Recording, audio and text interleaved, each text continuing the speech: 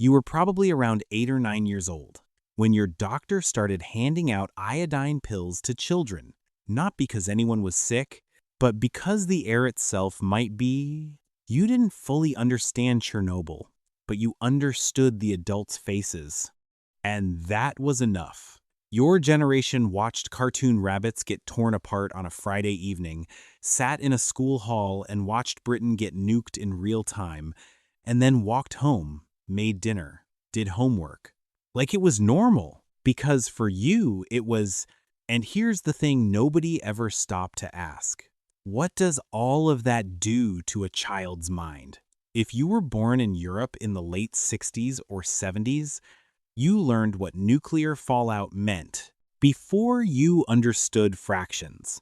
You were the kid who sat in a classroom and watched a film where the sky turned orange over Sheffield and people didn't make it to safety in time, where a woman gave birth in a cellar and the world outside was already gone. You went home that afternoon and your street looked the same, but something inside you had shifted, quietly, permanently. You memorized the routes home not because you liked walking, but because somewhere in the back of your mind you were always half planning. You noticed where the exits were. You paid attention to the adults' faces when the news came on. And when Chernobyl happened, when the local doctor's surgery was quietly distributing iodine tablets and nobody wanted to say why directly, you understood.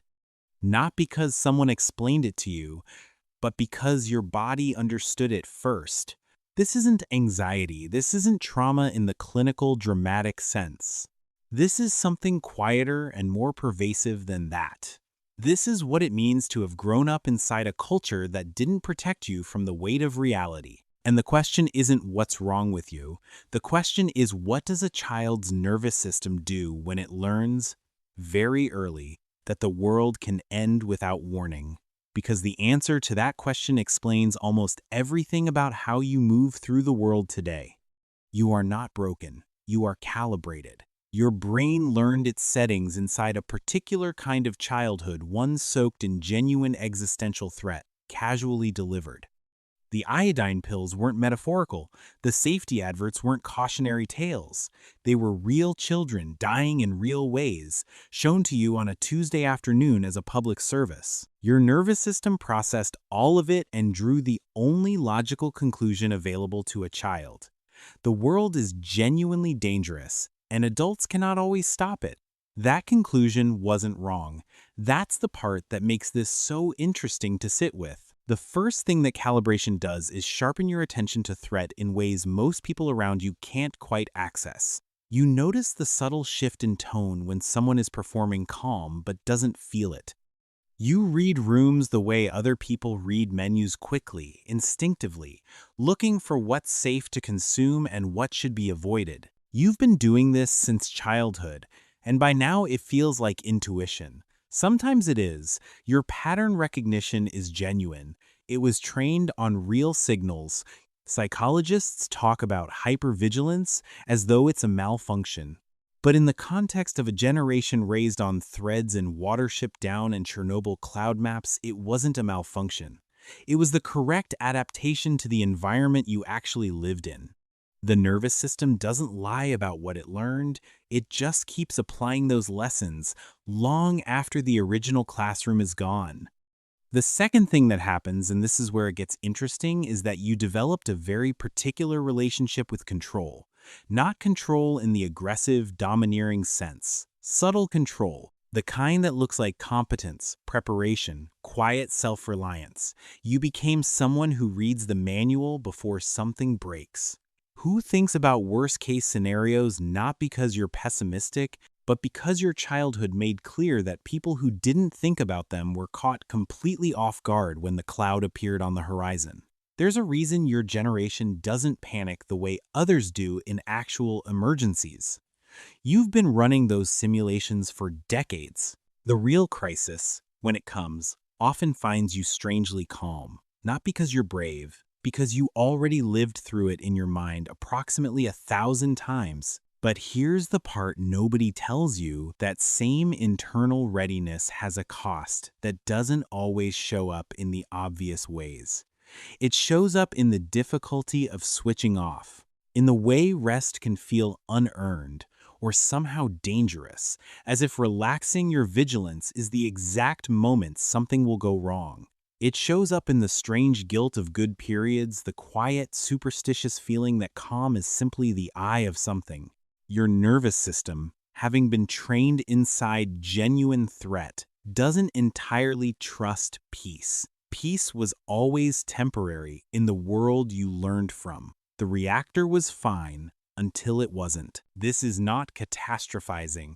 This is a learned epistemology. You were taught, not by words but by experience, that stability is conditional. And a mind that learned that will always on some level be quietly factoring for the moment the conditions change. As you get older, this relationship shifts in ways that are worth paying attention to.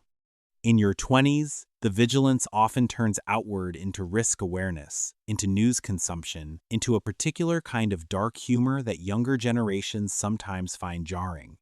You laugh at things they flinch from because you processed the horror a long time ago. It isn't callousness, it's familiarity. You made peace with certain truths about the world while other people were still being protected from them. In your 30s and 40s, the vigilance often turns inward toward health, toward your children, toward the fragility of the systems you rely on. You notice things. Supply chain disruptions don't surprise you the way they surprise people who grew up believing the shelves would always be full. You stockpile, quietly. You plan. You carry a particular kind of knowledge that never fully rests. And then something else happens, somewhere in there. You begin to recognize that the cartoons that disturbed you, the rabbits torn apart in the field, the melting face, the moment Quint disappears below the waterline, those things didn't damage you without also giving you something. A tolerance for complexity that a more protected childhood might not have produced. An understanding that beauty and horror exist in the same frame. That art doesn't owe you a comfortable ending. Your generation watched things children probably shouldn't have watched, in hindsight. But the world those things depicted was the actual world. Not sanitized, not resolved. The rabbit dies in the field. The reactor burns in the night. The bomb drops, and the people in the street don't have time. Your nervous system absorbed that and decided, then I will be the kind of person who is ready, who pays attention, who doesn't look away. Think of that vigilance as a room you've lived in so long it feels like the only room there is. It has kept you warm. It has kept you oriented when everything outside went strange. It is an old friend of the most complicated kind, one who protected you genuinely and who has never quite learned when the protecting is done. You carry the weight of a particular childhood in the particular muscles of your attention, in the way you read news, in the way you watch the sky during strange weather, in the way you love people fiercely, and with a background hum of awareness that nothing lasts forever, that sometimes makes the loving feel more urgent than it should have to be. None of that is damage. All of it is information. You were raised inside a real world by adults who were also living in it, doing the best they could with iodine tablets and government leaflets and the hope that preparation was the same thing as safety. And your mind took all of that in and built itself accordingly. There is nothing to fix here. There is only a person whose nervous system learned exactly what it was taught in a world that was genuinely worth paying attention to. That's not pathology, that's adaptation. That's the complicated, quiet, utterly human result of having been alive in a specific time, in a specific place, during a very specific kind of ordinary fear. You were there. You learned. You are still here. That is enough.